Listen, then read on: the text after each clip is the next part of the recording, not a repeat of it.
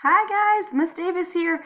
It's day 31 of the Anne Frank series, and for those of your romantic hearts, what you have been waiting for all this time is about to happen. So there's lots of interesting things and happy things and um, normal everyday Anne Frank things. So I'm not gonna dally anymore. I'm just gonna jump right into it. She titles this one Sunday Morning, just before 11 o'clock, the 16th of April, 1944. Dearest Kitty, remember yesterday's date, for it is a very important day in my life. Surely it is a great day for every girl when she receives her first kiss. Well, then it's just as important for me, too. Bram's kiss on my right cheek doesn't count anymore. Likewise, the one from Mr. Walker on my right hand. How did I suddenly come by this kiss? Well, I will tell you. Yesterday evening at 8 o'clock I was sitting with Peter on his divan. It wasn't long before his arm went round mine. "Let's move up a bit," I said. "Then I don't bump my head against the cupboard." He moved up, almost into the corner. I laid my arm under his and across his back, and just about buried me, because his arm was hanging on my shoulder. Now, we've sat like this on other occasions, but never so close together as yesterday. He held me firmly against him, my left shoulder against his chest. Already my heart began to beat faster, but we had not finished yet. He didn't rest until my head was on his shoulder and his against it. When I sat upright again, after about 5 minutes, he soon took my head in his hands and laid it against him once more. Oh, it was so lovely. I couldn't talk much, the joy was too great. He stroked my cheek and arm a bit awkwardly, played with my curls, and our heads lay touching most of the time. I can tell you, Kitty, the feeling that ran through me all the while. I was too happy for words, and I believe he was as well. We got up at 8:30. Peter put on his gym shoes, so that when he toured the house he wouldn't make a noise, and I stood beside him. How it came about so suddenly, I don't know, but before we went downstairs he kissed me. Through my hair, half on my cheek, half on my ear. I tore downstairs without looking around, and I'm simply longing for today. Yours, Anne. Oh, that's just like the sweetest thing ever.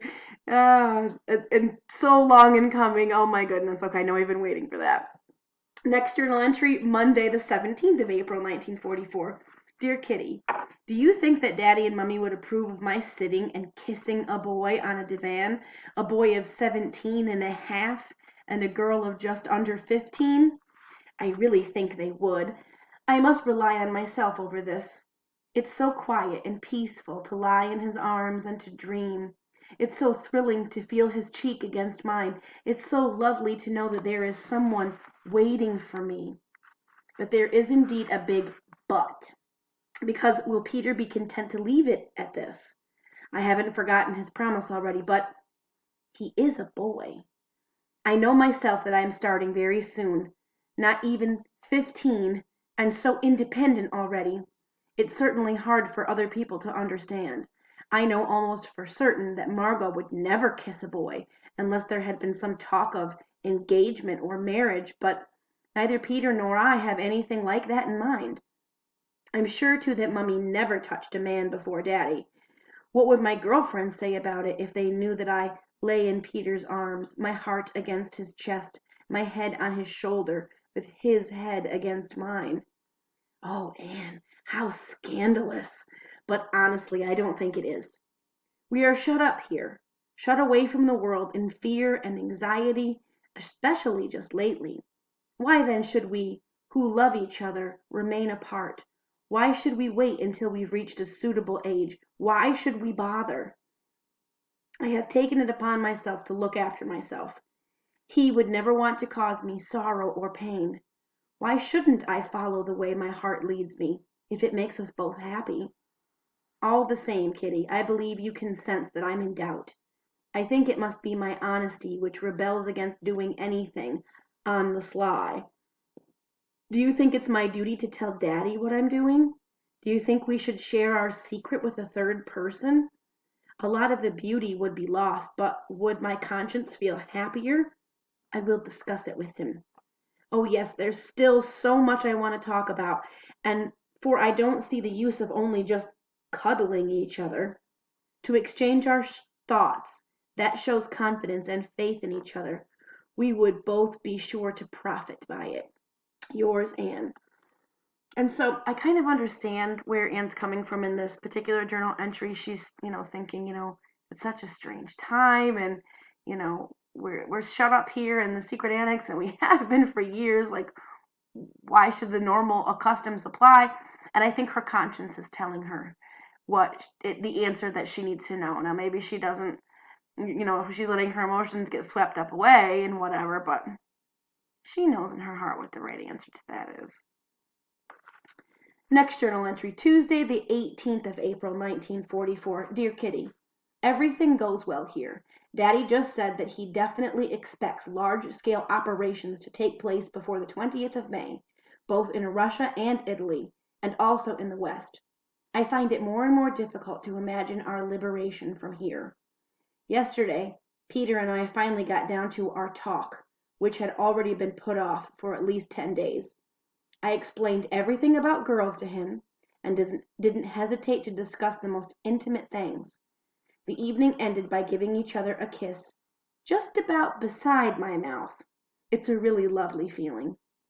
Perhaps I'll take my diary up there sometime, to go more deeply into things for once. I don't get any satisfaction out of lying in each other's arms day in, day out, and would so like to feel that he is the same. We are having a superb spring after our long, lingering winter. April is really glorious. Not too hot and not too cold, with little showers now and then. Our chestnut tree is already quite greenish, and you can even see little blooms here and there. Ely gave us a treat on Saturday by bringing 4 bunches of flowers, 3 bunches of narcissus, and 1 of grape hyacinth, the latter being for me. I must do some algebra, Kitty. Goodbye. Yours, Anne. So again, her hope springs eternal, and with spring comes love and thoughts of romance sometimes, and then some of the thoughts that Anne was having in earlier journals about how nature really is rejuvenating and things of that nature. So I'm reminded of that. Next journal entry, very short one. Wednesday, 19th of April, 1944. My darling, is there anything more beautiful in the world than to sit before an open window and enjoy nature? To listen to the birds singing, feel the sun on your cheeks, and have a darling boy in your arms.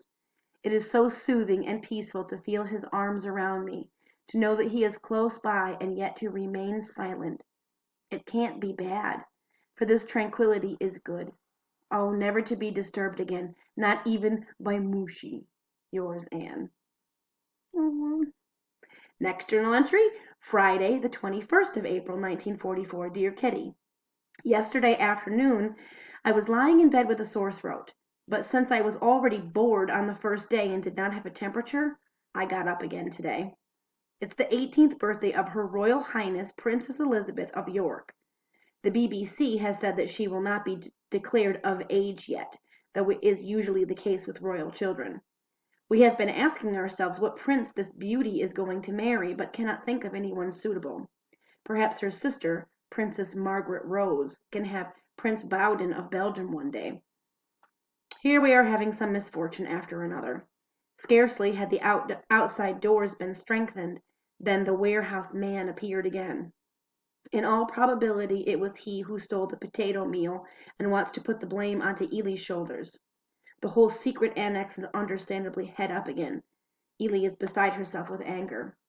I want to send in to some paper or other to see if they will take one of my stories. Under a pseudonym, of course. Till next time, darling, yours, Anne. Next journal entry, Tuesday the 25th of April, 1944. Dear Kitty, Dussel has not been on speaking terms with Van Daan for 10 days, and just because, ever since the burglary, a whole lot of fresh security measures have been made that don't suit him. He claims that Van Daan has been shouting at him. Everything here happens upside down, he told me. I'm going to speak to your father about it. He's not supposed to sit in the office downstairs on Saturday afternoons and Sundays anymore, but he goes down on doing it just the same. Van Daan was furious, and Father went downstairs to talk to him. Naturally, he kept on inventing excuses, but this time he could not get around even Father. Father now talks to him as little as possible, as Dussel has insulted him. None of us know in what way, but it must have been very bad. I have a lovely story called Blur the Explorer, which pleased the three to whom I read it very much. Yours, Anne. So this little cluster of short journal entries, I know I blew through them, but going over kind of everyday things, I think it's great that she is continuing to pursue her interest in being a writer, even under this, crazy time, writing under a pseudonym and continuing to write and think of things. The the burglary that happened a few journal entries ago still lingering in their minds, and again, earlier thoughts of spring and sunshine and loveliness do dominate. So a lot of redundant themes. I'm going to try to get a couple more journal entries in today. The next one is Thursday, the 27th of April, 1944. Dear Kitty, Mrs. Van Daan was in such a bad mood this morning. Nothing but complaints. First, there's her cold, and she can't get any lozenges, and so much nose blowing it's an unendurable. Next is that the sun's not shining, that the invasion doesn't come, that we can't look out of the windows, etc., etc. We all had to laugh at her, as she was sporting enough to join in. At the moment I'm reading The Emperor Charles V, written by a professor at Göttingen University. He worked at the book for 40 years. I read 50 pages in 5 days. It's impossible to do more. The book has 598 pages, so you can work out how long it will take me. And there's a second volume to come, but very interesting. What doesn't a schoolgirl get to know in a single day? Take me, for example. First, I translated a piece of Dutch into English about Nelson's last battle. After that, I went through some more of Peter the Great's wars against Norway from 1700 to 1721. Charles the 12th, Augustus the Strong, Stanislas Lewinsky, Mazepa, von Gortz, Brandenburg, Pomerania, and Denmark, plus, the usual dates. After that, I landed up in Brazil, read about Bahia tobacco, the abundance of coffee, and the 1.5 million inhabitants of Rio de Janeiro, of Pernambuco and Sao Paulo, not forgetting the river Amazon, about Negroes, mulattoes, mestizos, whites, more than 50% of the population being illiterate, and the malaria. As there was still some time left, I quickly ran through a family tree. Jane the Elder, Wilhelm Ludwig, Ernest Casimir I, Hendrik Casimir I, and right up to the little Margaret Francisca, born in 1943 in Ottawa. 12 o'clock. In the attic, I continued my program with the history of the church. Till 1 o'clock. Just after 2, the poor child sat working. Again. This time studying narrow and broad-nosed monkeys. Kitty, tell me quickly, how many toes does a hippopotamus have? Then followed the Bible, Noah and the Ark, Shem, Ham, and Japheth, and after that Charles V. Then with Peter, the Colonel in English by Thackeray. Heard my French verbs and then compared the Mississippi with the Missouri. I've still got a cold, and I haven't given it to Margot as well as to Mummy and Daddy. As long as Peter doesn't get it. He called me his El Dorado and wanted a kiss. Of course I couldn't. Funny boy. But he's still a darling. Enough for today. Goodbye. Yours, Anne. Okay, so that's the last journal entry of the day today. So here's what I'm thinking. This last journal entry does remind me how much she's studying and learning. And it's 1944. There's no internet. So, she's just reading and soaking everything up that she possibly can about every possible topic that she may be interested in. So, I know it's been a long time since we've talked about it, but she says earlier that 3 things are really keeping her going, and among those is learning, continuing to learn something new every day, and she really is explaining how much she's taking advantage of that new learning in this last journal entry. That was a blur and a flurry, and she knew a little bit about everything. So it does inspire me to keep going and to keep learning something new every day. I've got the internet. What excuse do I have for not continuing to expand my mind and read everything I can get my hands on, especially because I ain't got much else to do. all I've got for today. See you tomorrow.